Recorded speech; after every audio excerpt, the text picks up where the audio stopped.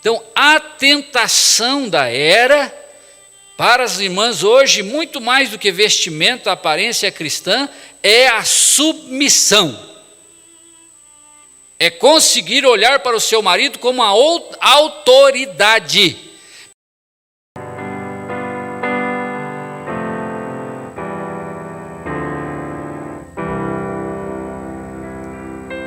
Amém. Boa noite com Jesus. Vamos ler aqui a escritura anunciada, Apocalipse, capítulo 3, verso 21 e 22. Esta seria para nós, para a nossa era, como a mensagem que Noé pregou por 120 anos. Vai chover, vai chover. Aqui seria para nós a escritura para a nossa era. O final dela seria isto aqui. Ao que vencer, lhe concederei que se assente comigo no meu trono, assim como eu venci e me assentei com meu Pai no seu trono. Quem tem ouvidos, ouça o que o Espírito diz às igrejas. Oremos, Senhor Deus. Somente o Senhor pode abrir os ouvidos, pode abrir os olhos desta era. Somente o Senhor pode dar temor ao coração dessa massa humana falida. Sem o Senhor o homem é mau, perverso, cheio de razão.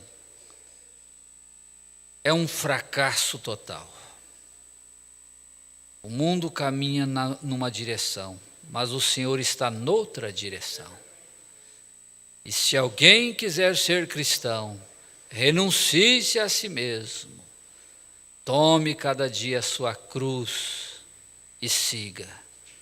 Senhor, dá-nos, Senhor, autoridade para falar, coração para receber, ouvidos abertos, meu Pai, que o teu povo possa receber a tua palavra, o teu conselho. Quem tem ouvidos espirituais, recebe a palavra espiritual. No nome de Jesus Cristo. Amém. Podeis assentar, irmãos? Irmãos, nós voltamos à exortação desta era de Laodiceia. Então, às vezes a gente prega e alguém fala assim, o pastor pregou só para mim. Então, fala, mas que coisa gloriosa. Deus movimenta uma igreja, músico, cantor, aperta o pregador para vir pregar só para você. Isso quer dizer que você é um filho amado, que é alguém importante, não é verdade? Todos vocês saíram de casa para ver Deus tratar só com aquele irmão, ou só com aquela irmã. É porque ele é muito amado de Deus. Deus não perderia o seu tempo para tratar com alguém que ele poderia tratar lá no trono branco. Lá vai estar, ninguém vai poder abrir a boca mesmo. Mas não, ele está tirando tempo para tratar conosco agora. Mas sabe por quê? Abra a sua Bíblia aí aos Hebreus capítulo 12. Cadê isso aqui, ó? Bem, você precisar sair do seu trabalho, irmão Eliel, tomar o carro, perder a diária, perder salário para ir na sua casa, para corrigir um filho seu, você faz, não faz? Para salvar ele, não faz? Deus faz também. Deus parou um avião para levar o profeta lá para orar por um moribundo. Então, se sentir, fala assim, hoje o culto foi só para mim, não é motivo de tristeza, de murmuração, é motivo de alegria, de gozo, porque Deus corrige a quem ama. Vamos ver? Aos Hebreus 12, a partir do verso 5. E já vos esqueceste da exortação que argumenta convosco como filhos? Filho meu, filho de Deus, não despreze a correção do Senhor, e não desmaieis quando por ele fores repreendido. Deus não vai repreender ninguém que não mereça.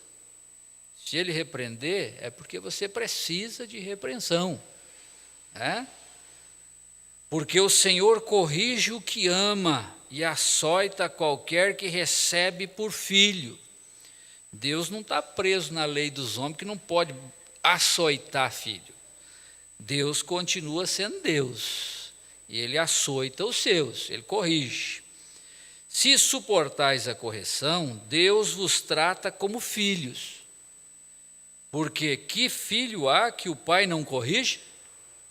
Mas se estáis sem disciplina, da qual todos são feitos participantes, sois então bastardos e não filhos. No sistema, não pode mais corrigir a igreja, porque senão o pregador recebe um abaixo-assinado e é expulso. Porque eles não são filhos, eles não suportam a correção da palavra, mas nós suportamos. Amém? Além do que, tivemos nossos pais, segundo a carne, para nos corrigirem, e nós o reverenciamos, e faz muito bem. Não nos sujeitaremos muito mais ao Pai dos Espíritos para vivermos? Sujeitamos a correção do Pai terreno e não vamos sujeitar a correção do Pai eterno? Essa é a pergunta. Porque aqueles, na verdade, os pais terrenos, por um pouco de tempo nos corrigiam como bem lhes parecia, mas este para nosso proveito, para sermos participantes da sua santidade. Lá atrás, às vezes, os nossos pais até exageraram na correção. O meu não, recebi a correção que precisava. Mas alguns até exageraram. Mas Deus não exagera. Deus nos corrige da maneira que nós suportamos, da maneira que precisamos. E nós devemos dar graças a Deus por isso. O dia que essa igreja perder a autoridade para corrigir a igreja, é porque Deus nos livre, o Espírito Santo já a salvou, já. Foi embora. Se Deus não pode corrigir, então Ele não é mais pai. Ele deixa, ou nós não somos mais filhos, somos bastardos. Então, na verdade, toda correção ao presente não parece ser de gozo. Quem que fala que gosta de apanhar? É gostoso? Ninguém gosta. Eu gosto de apanhar só se for doendo da cabeça. Você gosta, sim, dos frutos da correção. Senão de tristeza, mas depois produz um fruto pacífico. Olha o fruto. Por que Deus nos corrige? É por causa do fruto. O que vem depois da correção. Um fruto pacífico de justiça, nos exercitados por ela. A razão do mundo está indo de mal a pior é porque não pode corrigir mais os filhos. As professoras não podem corrigir os alunos. Inverteu, né? A professora tem que suportar tudo do aluno, senão dá processo. Pode nem olhar para um aluno, está sendo pressionado, é processo. É a era do direito, certo? Então, nós estamos aqui com a mensagem, como poderei vencer? E de repente alguém vai falar assim, mas o pastor pregou só para mim. Então você vai dizer, graças a Deus, coitado dos irmãos todos sair de casa, for lá e não receber nada, foi tudo para mim.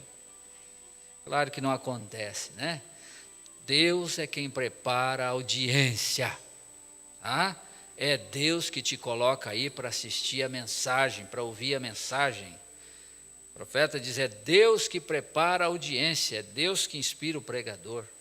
Bem, então nesta mensagem, como poderei vencer? Essa é a pergunta. Como que eu posso vencer? Vencer o quê? Os males da era. Cada era teve os seus males. Nós hoje temos os males da era. Isso o profeta diz no parágrafo 91 desta mensagem. Olha só. Observe, cada era da igreja, os mesmos venceram quando alguns de cada era da igreja venceram a tentação da era. Eu tenho as escrituras aqui, eu não penso que nós realmente temos tempo de fazê-lo. Nós sabemos, com cada uma das eras da igreja, o mesmo agora, exatamente como alguém que está. Cada era tem a tentação da era. Eu tenho visto, eu tenho que falar como ministro, por menor que somos, aquilo que Deus nos dá para cuidar e olhos para ver. Um mal desta era terrível, terrível. E eu quero dar uma exortação às minhas amadas irmãs novamente. Sabe, a maior tentação da era não é vestimenta e cabelo, isso vocês já venceram. A gente tem visto irmãs no seu porte correto, decente, com cabelo perfeito, né, longo, uma boa aparência cristã, mas ela não é essa a luta dela. O mal desta era, olha o pão quentinho descendo do céu, é para vocês, irmãs, é o espírito de Laodiceia, é o domínio feminino. A mulher quer dominar, ela praticamente só falta expressar, mas não estou falando nada lá fora, ela esquece lá fora. Eu não sou pregador para o mundo, eu sou pregador para a noiva. Tá? Ela quer dominar. A submissão se tornou uma ofensa para as nossas irmãs, não todas, estou dizendo para algumas que estão nesta tentação da era. Tentação.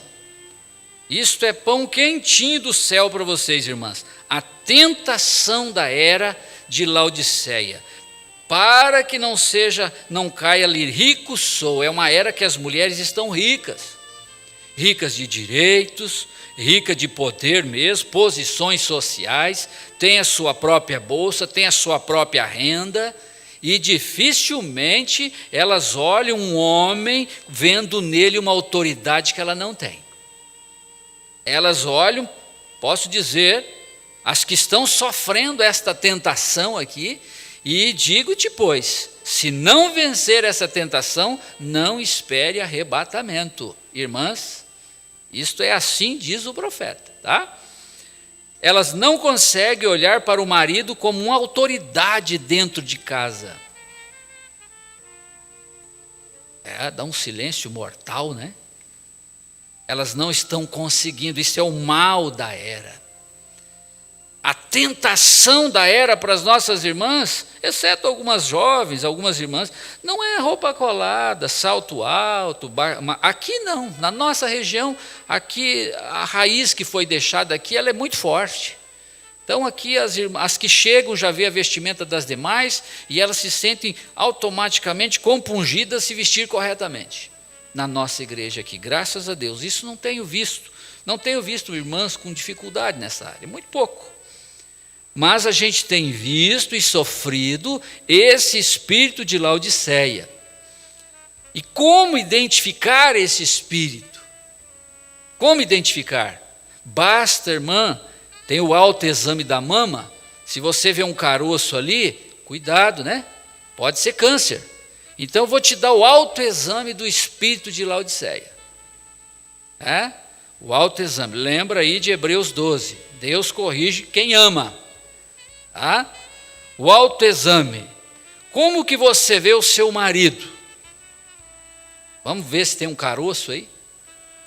Como que você vê o seu marido? Quando ele chega em casa, você vê, chegou alguém maior que você ou menor? Se você vê chegando alguém menor que você, tem um caroço aí.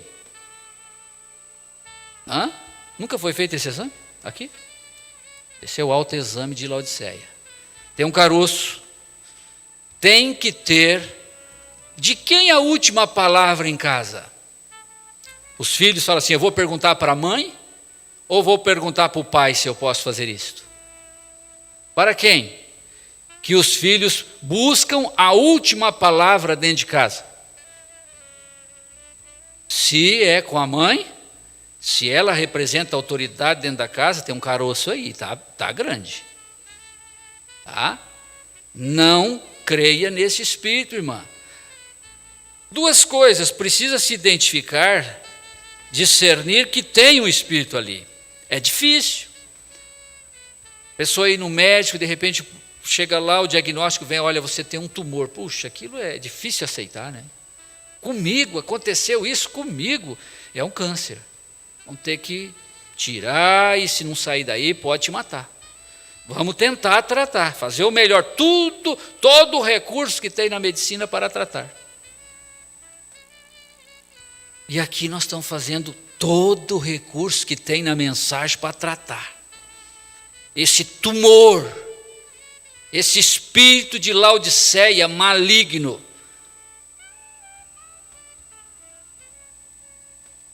É uma tentação as mulheres estudarem, se tornarem doutoras e aí colocar para que chega a usar assim, eu não quero ser mandada por homem nenhum, você está batizada com o espírito de Laodiceia. Eu quero ter minha própria renda para não depender de homem nenhum. Você está batizada com o espírito de Laodiceia. Você pode ter a sua renda, se assim seu marido permitir, mas não com esse espírito. Como ajuda, a esposa do irmão Brana trabalhou lavando roupa e entregava o dinheiro para a Billy, chamava assim o irmão Brana, saldar as contas, para melhorar a situação da família, outro espírito. Então, a tentação da era, para as irmãs hoje, muito mais do que vestimento, aparência cristã, é a submissão. É conseguir olhar para o seu marido como a autoridade.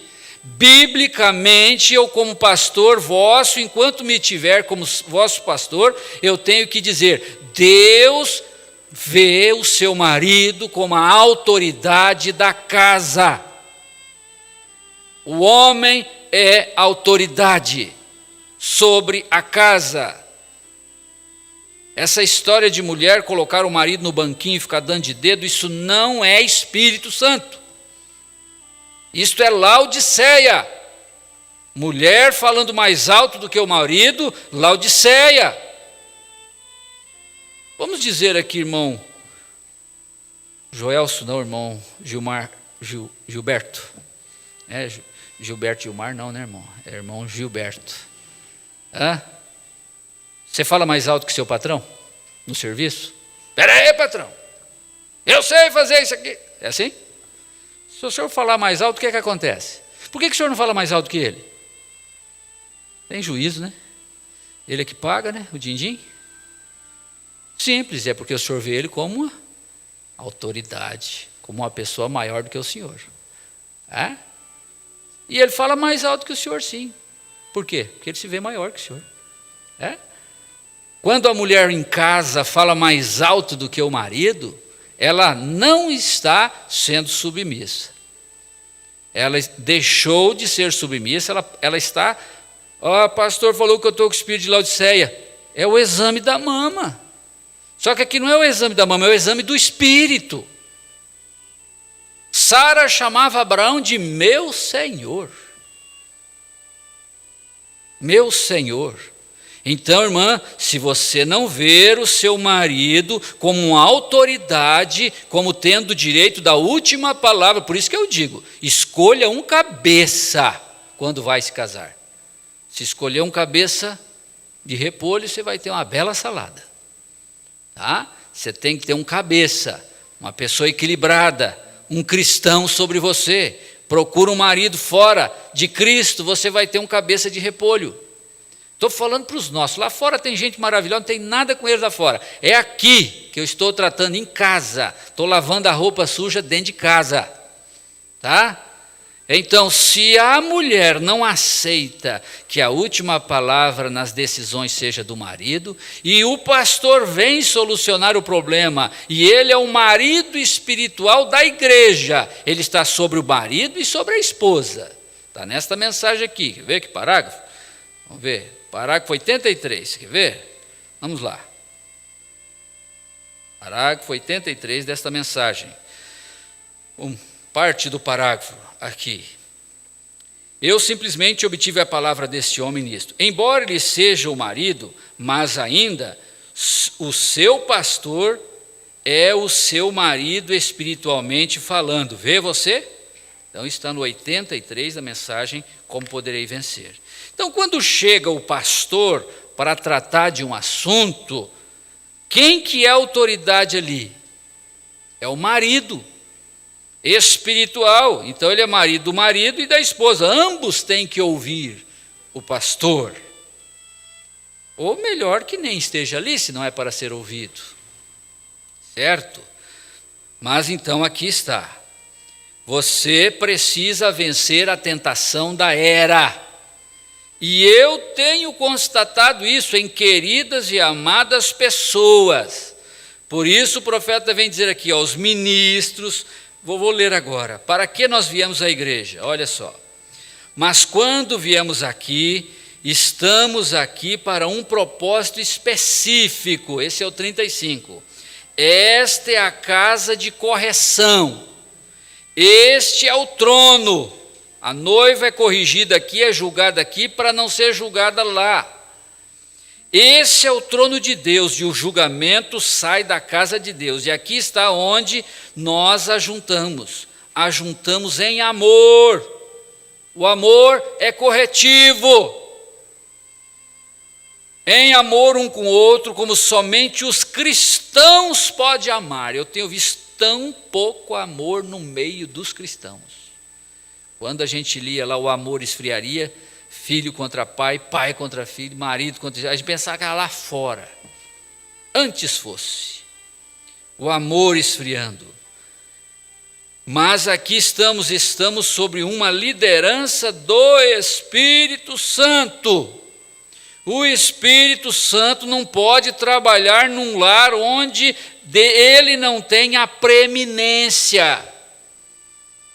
Se a coisa está fora de ordem, Deus não pode atuar. Precisa ter esta submissão, o marido ser submisso a Cristo, ser um cristão, e a mulher ser submissa a esse marido, e então as coisas naturais podem ser acertadas. Tá? Liderança do Espírito Santo. O Espírito Santo está no nosso meio, amém? Estamos aqui para fazermos uma estimativa entre nós, olha isso aqui, para vermos onde estão os nossos pontos fracos. É uma era de fácil ver o ponto fraco do outro. Mas nós viemos na igreja para ver onde estão os nossos pontos fracos, as nossas falhas e como podemos apanhar de onde deveríamos estar para onde devemos estar. De onde estamos para onde devemos estar. Então o irmão Brana fala, viemos à igreja para ver os nossos pontos fracos, as nossas falhas e como corrigi-los. E no casamento é a mesma coisa. A infelicidade do casal, quando começa a ter dificuldade, é que um quer mudar o outro. Mas tem que se mudar a si mesmo. Está bem? Mudar a si mesmo, deixar Deus trabalhar. Veja o que o profeta vai falar aqui. E diz assim, é isto, e isto é o que examinamos. Os ministros examinam aqueles lugares para o seu povo. Então é o que eu estou fazendo. Quando começa a haver dificuldades no povo, o povo está falhando aqui, falhando ali, os ministros veem aquelas dificuldades e trabalham, e quando eles veem as pessoas, suas falhas, então eles começam naquilo.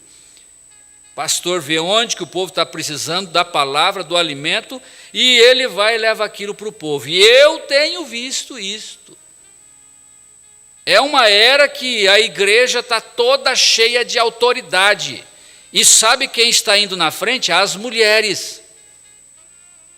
Elas têm o poder da palavra de convencimento até em questões ministeriais da mensagem. O que é uma aberração.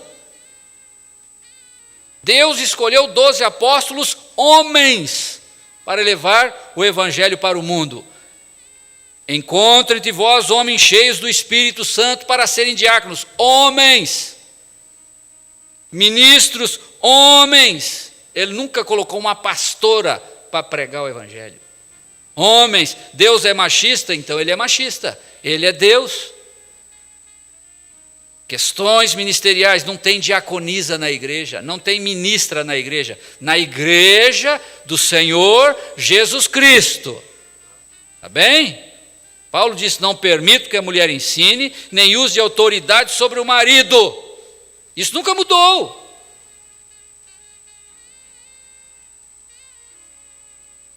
Tentação da era.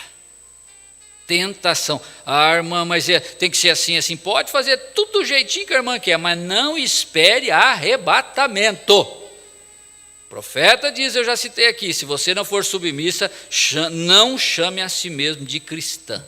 Isso não quer dizer que a mulher não pode assentar-se, conversar com o marido.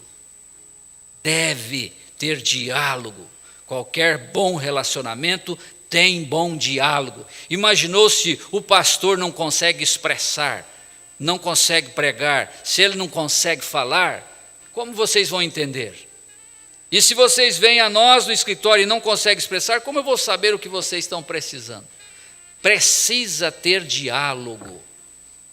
Tanto que a igreja precisa de diálogo, Deus deixou 5 ministérios para ela: pastores, profetas, apóstolos, mestres, evangelistas, para dialogar, para falar com a igreja. Então precisa ter conversa, não grito. Sabe o que é grito? É a expressão de quem não tem autoridade.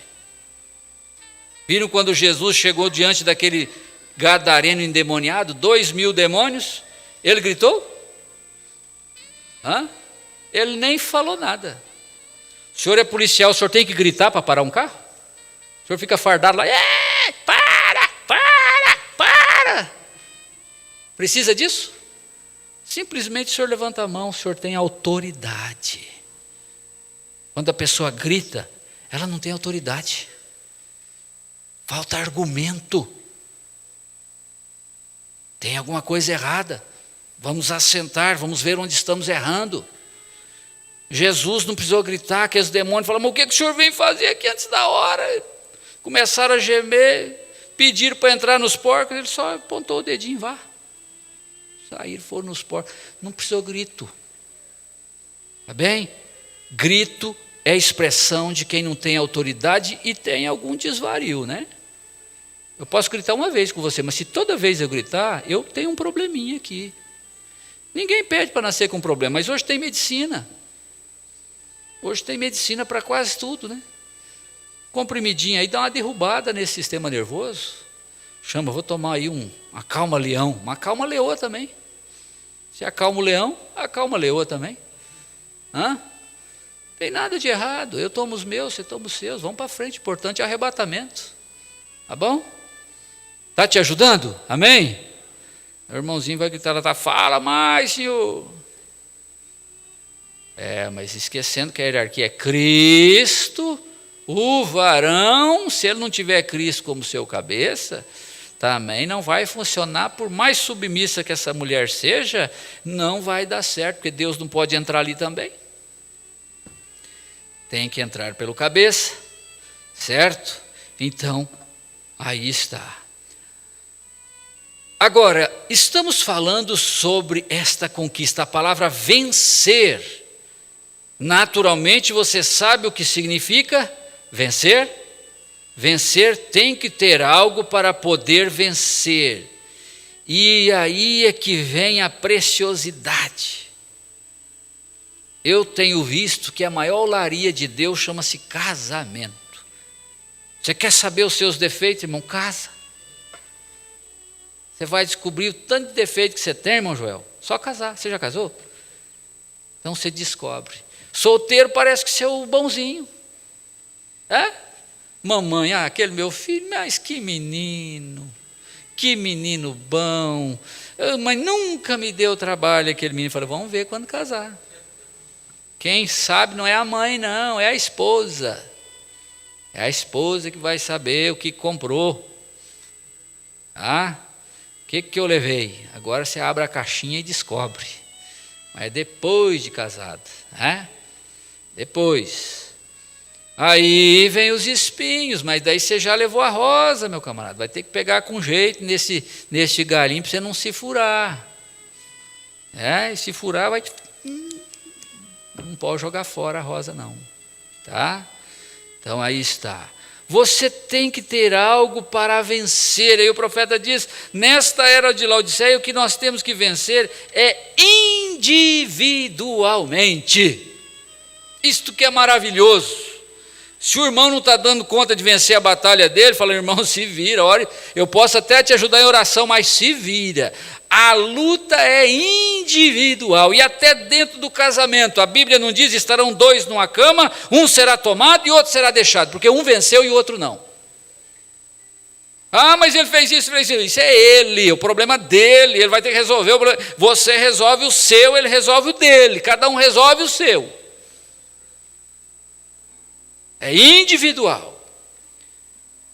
Aqui no 40, tem sido falado tanto que Deus é um Deus bom, até que tentaram fazer de Deus simplesmente um avô caduco. Vê você? Mas ele não é um avô caduco, ele é um pai de justiça, de correção. E o amor é sempre corretivo, o amor de Deus, vem? O amor corrige, não importa o quanto isto fira. Ele permanece corretivo, uma verdadeira mãe corrigirá os seus filhos, um verdadeiro pai corrigirá os seus filhos. Vem você simplesmente ficar manso e caduco e deixá-los, isso não é pai. Eu estava atravessando um velho tronco outro dia lá embaixo, um charco, o que é chamado de calabouço, e eu pulei para aquele tronco. O irmão Brando contando que ele estava pulando um rio lá e pisou num tronco. Parecia forte, robusto, um tronco grosso. Na parte de fora ele parecia bom, uma aparência de um cristão mesmo. Parecia grande tronco de faia, mas quando eu pulei em cima dele, a hora que veio o peso, a hora que veio a prova para ver o que estava dentro dele, ele disse, um grande pedaço dele caiu. Ele estava todo podre por dentro e mole. Como é que ia saber se aquele toco prestava ou não? Peso. Põe peso nele. Põe ele em prova. E eu disse, este é um jeito que os cristãos estão se tornando. Eles estão todo em pecado e transgrediram tanto que se tornaram moles. Eu tenho pensado assim, se a coisa tardar mais um pouco, a correção, a gente vai corrigir a igreja, passar para a igreja, a gente fica temeroso, quem que vai sair agora? Quem não vai dar conta? Qualquer contrariedade dentro da igreja, a gente já pensa, mais um vai sair, mais um vai embora. Por quê? Não suporta nada. É uma era em que as pessoas não podem encostar um no outro, é uma era de direitos. Toma a mensagem, acha um monte de direito, mas as obrigações se tornaram moles. Cristãos, eles não podem aguentar peso algum. Cristãos moles. Eles não sabem o que significa vencer. Então eu comecei a pensar nesse texto, vencer. O que é vencer? Conservar vida em você. Mas que vida? Essa vidinha que nós herdamos aí, na vida natural, isso é qualquer um tem. Ah, conservou, viveu 100 anos, mas não é isso. Isso aí deixa para a ciência, e chazinho, e erva, e não sei o quê, e banha de capivara, essa coiseira toda, vai lá. Isso é para o corpo. Mas conservar vida em você mesmo é vida de quê? A vida de Jesus Cristo, o Espírito Santo. Se eu me encher de razão, o Espírito Santo alça voo. Razão é sentido da carne. Ah, eu tenho razão, eu tenho razão. Tudo bem, você está cheio de razão. Mas eu quero saber, você está cheio do Espírito Santo? Porque o Espírito Santo deixa a razão lá embaixo e ele manda lá em cima. Tem razão, eu tenho razão. Eu disse outro dia, minha mãezinha, eu conversando com ela, depois de 60 anos de casado, falei, mãe, que benção, agora a minha fez uma casa nova para a senhora no sítio, tudo limpinho e tudo assim. Ela falou, mas no sítio, né, filho? Eu falei, mas mãe, a senhora não gostou? Eu falei, não gostei, mas no sítio, aqui tem muita poeira. Eu falei, mãe, mas a senhora não gosta de morar no sítio? Ela falou, nunca gostei, filho. Mas eu falei, mas mãe, então por que a senhora não falou? Mas é que eu casei. Eu casei, seu pai gosta de sítio, então eu vim para o sítio, eu vivi a minha vida inteira no sítio. 60 anos renunciando. Mas quando eu disse, mãe, eu vou falar com o pai para levar a senhora para a cidade, para a senhora agora que está já no final da carreira, a senhora morar na cidade, numa casa branquinha, no 5º andar, tudo limpinho, clarinho. Falou, não, meu filho, eu casei até que a morte separe. Vou ficar aqui só se seu pai for junto. Não vou morar lá sozinha de jeito nenhum. Renúncia. Mas quer casar e não vamos renunciar. Pega Efésios 5. Assim como Cristo e a igreja. Dá para ser crente sem renúncia, meus irmãos? Dá para ser crente? Dá para casar com Cristo sem renúncia? Dá para ser cristão sem renúncia? Não tem jeito. Dá para ser casado sem renúncia? Eu quero no futebol. Vai para você ver. Irmão, vai que você vai ver. Eu vou para minha mãe, se você for, eu vou com os amigos aí, dar uma volta. Não vai, não vai, não vai. Renúncia, tem limites. A mensagem, a Bíblia, a fé que nós temos, ela estabelece limites do nosso marido, que é Cristo. Estabelece ou não estabelece? Tem uma doutrina para nós seguirmos ou não tem? Tem. E Jesus falou, não corta o cabelo, se vista com pudor, não aceito a aparência de Jezabel. Falou para os homens, eu não quero beberrão na igreja, eu não quero viciado na igreja, eu não quero adúltero na igreja, se conserta, se limpa. É verdade ou não é verdade? Se o seu coração não te condena, tem confiança para com Deus. Doutrina. Casamento tem doutrina. Todo casamento tem regras. Tem que renunciar. Se é acostumado a levantar às 6 da manhã, sua mulher levanta às 9, às 10 faz o café, às 11 termina de acordar. Você vai purgar, meu amigo. Até estabelecer uma doutrina ali que os dois aguentem. Mas tem renúncia, assim como Cristo. Cristo fez o que por ela, maridão? Eu sou marido, é? Ele morreu por ela, deu a vida dele por ela, deu o sangue dele por ela, e ela estava errada. Eu disse, Adão podia ter dado um pontapé numa expressão em Eva, falar, Senhor, eu tenho um monte de costela, essa aqui errou, o Senhor faz outra, eu não quero estranho não. Mas ele saiu do paraíso, porque ele amava Eva. Perdeu o paraíso. Ele era tipo de quê? De Cristo. Pelo casamento, ele desceu do paraíso e entrou no juízo, por amor. Cristo sofreu o juízo da cruz, por amor a nós. Então o casamento é cruz. Tem conversa. Vai ter que renunciar, vai ter que ajustar, vai ter que aguentar o que você não quer, você vai ter que fazer o que você não queria e não fazer o que você queria fazer. Crente é assim. Hoje domingo, frio, agora vem o inverno, eu te queria ficar dormindo. Não, tem dia de culto, levanta essa carcaça aí e vai para a igreja. O profeta diz, dia de culto é dia de estar na igreja. Renúncia. Tentação da era, lembra? Para os homens sempre teve a tentação, a era agora é o quê? Prostituição, facilidade, mundanismo, está aí. Para as mulheres eu pensava que era aparência, mas nossa irmã tem vencido a aparência, graças a Deus. Mas o espírito de Laodiceia está difícil, esse trem está igual uma erva daninha que está minando. Qualquer coisinha separa. Vai ficar sozinha? E o arrebatamento? Então agora você toma um cristão que está suposto a ser um cristão, deixa a vida de Deus ir dele, olha o pau podre aqui, e a experiência do gozo de servir a Cristo e viver em uma igreja onde tal coisa está acontecendo, ele apodrece 2 vezes mais depressa.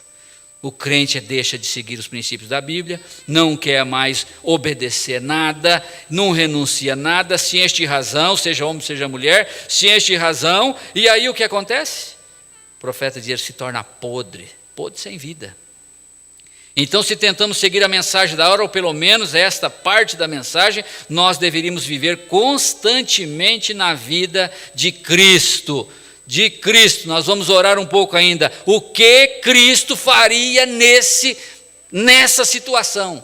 Nessa hora que você está vivendo o seu casamento, como Cristo faria? Eu tenho certeza, ele não iria contra a palavra. Ele não iria contra a Escritura. Eu tenho certeza, se Cristo fosse mulher, ele não colocaria o dedo no nariz do marido e você... Não, ele respeitaria a autoridade dele.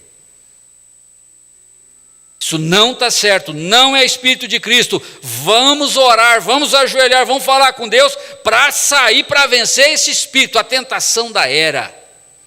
E gente, serão muito poucas que serão arrebatadas, porque é um tempo custoso. Porque se você prostra por aí sabendo que estas coisas que você está suposto a fazer e não faz, a Bíblia diz, aquele que conhece o bem e não faz, peca. E ele se torna mole, podre, quando você está separado da vida de Deus. Separa a pessoa, enche de razão, e Deus está lá de longe olhando. A hora que ele sair dessa razão toda que ele está aí, eu vou tratar com ele. Então, não dá espaço para Deus, gente.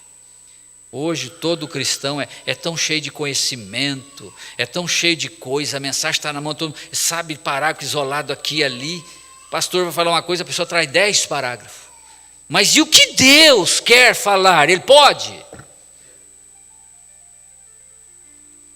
Então lute com tudo que está em você para permanecer vida em você, na vida de Cristo, para que você seja um portador de frutos.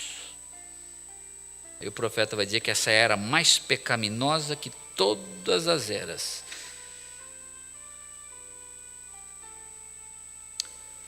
Aqui no 75, 71, né? Parece que nós temos que vencer o outro, é vencer o vizinho, é vencer o marido, é vencer a esposa. E a mensagem? Olha o que o profeta diz. A coisa que você tem que vencer é o marido? É a esposa?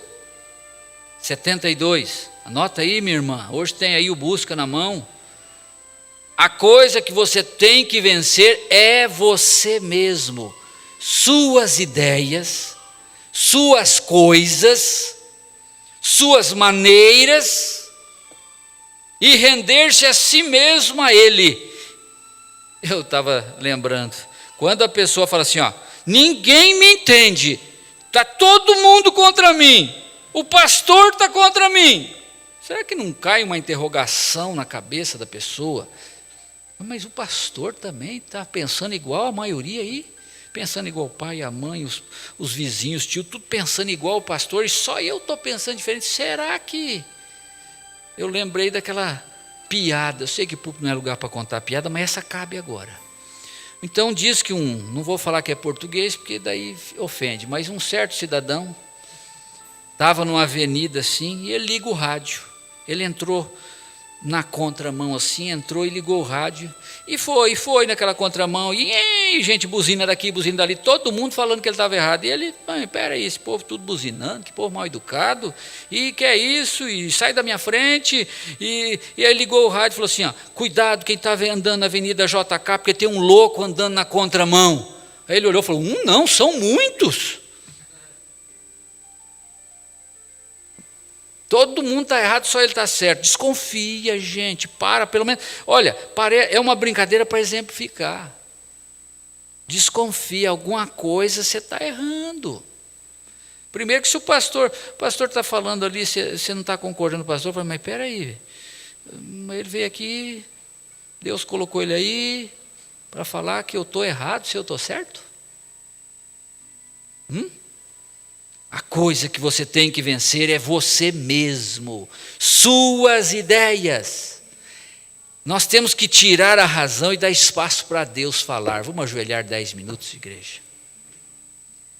Ajoelhar, vamos dar espaço para Deus nos dirigir. Eu sei que tem irmãs que sofrem porque elas vêm com a natureza, é a sua cruz, por isso que Jesus diz, tome cada dia a sua cruz. Tem irmãs que nasceram com espírito de liderança, com espírito dominador, vieram de uma criação onde a mãe era dominadora, e aquilo se torna um espinho, mas ela tem que vencer, é a cruz dela, eu posso dizer, é o preço para o arrebatamento. Senão terão 2 numa cama, um será tomado e o outro será deixado. Enquanto você vai entrando em espírito, o profeta diz assim, olha, a prova, olha como a prova é a coisa mais boa que Deus pode te dar. E isto simplesmente mostra que você é um verdadeiro filho de Deus. A prova é a maior coisa que alguma vez já aconteceu com você. Eu creio que está escrito na Escritura. Pedro diz que as provas são mais preciosas do que o ouro. E é uma boa evidência para nós que Deus está conosco. Se você está sendo provado, irmã, Deus está contigo. É uma prova de que Deus está contigo, é que você está sendo provada na tentação da era para você vencer. Quando somos provados, pois todos os filhos que vêm para Deus têm que ser provados. E nós, nesta mensagem, o profeta diz: vencer significa suportar a prova, minha irmã. Suportar a prova. Você tem que vencer esse casamento como uma cristã, como uma mulher dos ovos fritos. Deus te dá um marido na medida para vencer seu temperamento, sua natureza, para te tornar um cordeiro, para ficar ali quietinho sendo tosqueado. Mas daí eu vou morrer, é isso que Deus quer. Morra eu e viva Cristo. Morra eu. Senhor, seja feita a tua vontade. Então você vai orar: Senhor, eu tenho que vencer. Se tenho que vencer, tenho que lutar. Esforça a minha coragem, Senhor. E filha de Deus, aceite a correção de Deus. E o homem, ali diz assim: nunca vi ninguém aborrecer a sua própria carne. Se você está com fome, vai lá e enche a barriguinha. Se a sua mulher está sofrendo, vai lá e cuida dela. Cuida dela, entenda ela, você casou com ela, é sua escolha. Ela precisa de um ombro forte, mas de um homem que converse, que a compreenda, que a dê não só arroz e feijão, como se fosse um passarinho numa gaiola. Ela tem sentimentos, ela precisa de cuidados emocionais. Não é só água e comida, não é um bicho, é uma pessoa. Senhor Jesus, estamos entrando em espírito de oração, Pai. Tirando a minha razão, eu não quero, Pai, estar certo aos meus próprios olhos. Eu não quero estar certo, eu estou cheio de razão. Não. Jesus tinha razão para descer da cruz e matar tudo aqueles fariseus, saduceus, botar fogo em Jerusalém inteirinho. Ele não usou a razão, ele usou a cruz. Na cruz ele venceu o pecado. Está vendo, irmã? Onde nós vencemos o pecado é na cruz. Onde vencemos a tentação da era, na cruz. Crucifica-se a si mesmo. Essa natureza, essa razão, esse espírito. E vai diagnosticando aí, você tem que olhar para o seu marido e ver nele uma autoridade. Ver nele uma superioridade que Deus deu. Ele tem que ser maior que você. Se não é na estatura, mas em autoridade diante de Deus ele é. Você foi coigual a ele lá no Éden, mas perdeu isso com o pecado. A coigualdade, eram iguais lá. Por isso que a mulher vive lutando para ser igual. É porque ela perdeu isso no Éden. Mas agora não, agora você é submissa. E o seu desejo será para o teu marido e ele te dominará. Ele te dominará, não é você vai dominar ele. Ele te dominará. Sobe o fundo, irmão, eu quero orar também. Ouça, quero ouvir sua voz, ore. Fale com Deus, você tem tempo aí para entrar na presença de Deus. Senhor, eu tenho andado tão cheio de razão.